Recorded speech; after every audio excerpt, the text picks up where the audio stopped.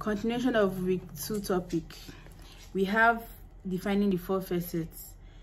The 4 facets, they include of media organization, media messages, media audience, media effects. Then the third step for developing a whole is audience defined terms. These terms are best, they are the ones we often use in our everyday languages by people. Then the last one we have the spokes. The spokes are line of scholarship, each spoke indicating a different topic area that extends knowledge about the mass media. The longer the spokes, the more thinking and research are building on the topic. Then we have problems of the spokes. We have 2 problems. We have 1, balance, and we have 2, stock in explanatory phrase. Developing the spokes. 1, we have mapping the phenomenon perspective. 2, we have deciding to deduce. 3, we have more critical analysis of our growing research based from time to time. 4, we have more balance. And 5, we have strengthening our scholarly field in its books. The last one is the rim. The rim has 3 functions in its metaphor. Firstly, the rim defines the perimeter of the field. The rim provides a target point for the lines of research. The rim presents a series of ideas that are shared by the scholars in the field. Then problems of the rim.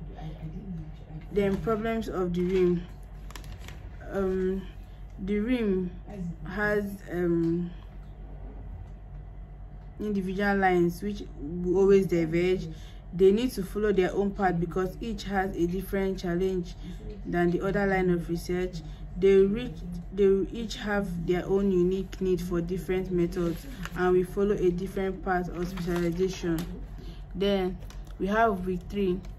Our week 3, we're talking about understanding and evaluating mass theory. In understanding and evaluating mass theory, we have definition of mass communication theory. We have mass communication, we have Levi-Strauss software, we have hermeneutical theory, we have perspective theory, we have intersubject agreement.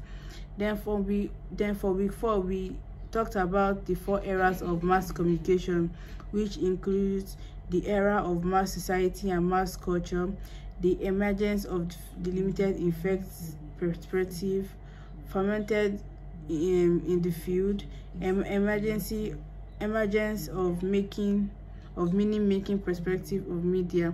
Then week 5, we talked about the 4 modules of mass communication. We have the transmission model, we have a richer or expressive model, we have communication as display and attention, a publicity model, we have for encoding and decoding of mass media discourse, a reception model. Then for week 6 of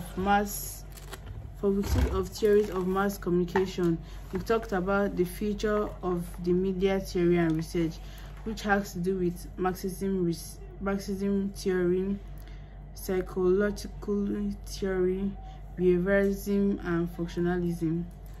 For the Marxist theory, this theory was created by Karl Marx. Karl Marx developed his theory in the later part of the 19th century during one of Europe's most violated period of social change. Marx was familiar with the grand social theory. In Marxist theory based of society, the means of production supersedes Marxist theory, a society culture. Then psychoanalytical theory. It's a theory of personality organization and the dynamics of personality development that guides the psychopathologist, a clinical method for treating psychopathology. Then behaviorism. Behaviorism in recognition of its narrow focus on isolated human behaviors. Behaviors rejected psychologically widely held assumption that higher mental process. Behaviorism is a notion that all human action is a conditioned response to external environmental stimuli. Then functionalism.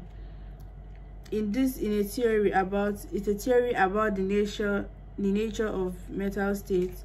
It suggests that the mass media's common perspective and shared common experience and bind society together. Then challenges in facing the media research. We have revolution in communication technology. Then for week 7, we talked about Huygens theory, symbolic interactionalism, two-step flow, attribution theory. In the Huygens theory has 4 major stages of cognitive development. 1,